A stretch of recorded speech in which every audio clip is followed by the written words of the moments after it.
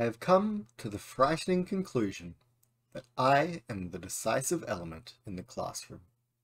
It is my personal approach that creates the climate. It is my daily mood that makes the weather.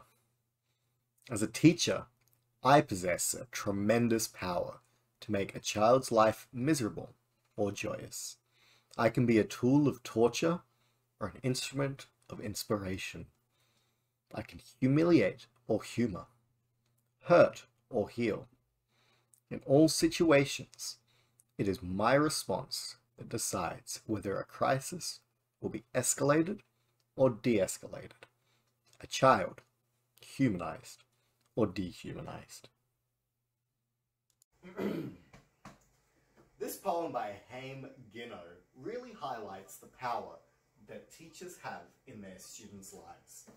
As a future teacher, I am on a journey, one with many different paths that will shape the teacher that I become. Now, like baking a cake, there are many ingredients that go into a good teacher.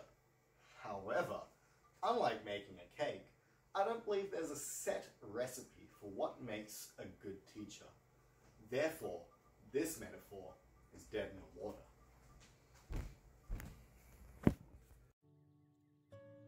During my schooling, there were many examples, both of good and some not so good teachers, that I can use to model my own beliefs.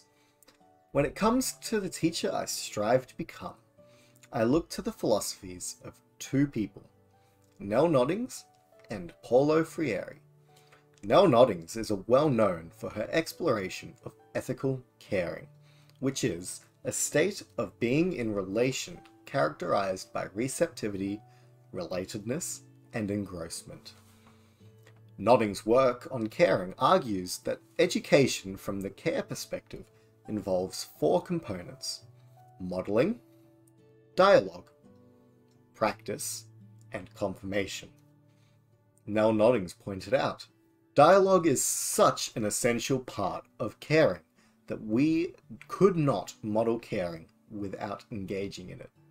And Paulo Freire, too, insisted that dialogue is a huge part of education. Freire talks about dialogue involving two people working with each other, rather than an educator banking information to the educatee. As a teacher, I will strive to create open dialogue between myself and my students, one where my students feel safe and cared for, and free to ask any questions that they may have. Nell Noddings' teachings align very well with the Code of Ethics for teachers in Queensland. In the Code of Ethics, care is described as having empathy for students, families, and caregivers, and also being committed to a student's well-being by practicing positive influence. Noddings would have used the word sympathy over empathy, as empathy is too Western and masculine, which is maybe why I align with the word empathy so strongly. The first standard under the Australian Professional Standards for Teachers is to know your students and how they learn. As a pre-service teacher in Australia, I recognise that my classroom will be full of diverse students and that no two students I teach will be the same. The power that a teacher holds, as talked about in Ginno's poem, I believe can be used to positively impact on a student's academic and social experiences.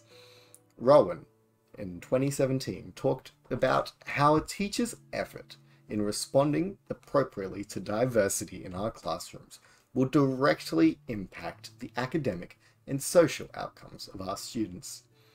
I believe that knowing your students and caring for them, showing them empathy, is what is the core of being a good teacher, and that is what I strive to bring to my future classrooms as a teacher.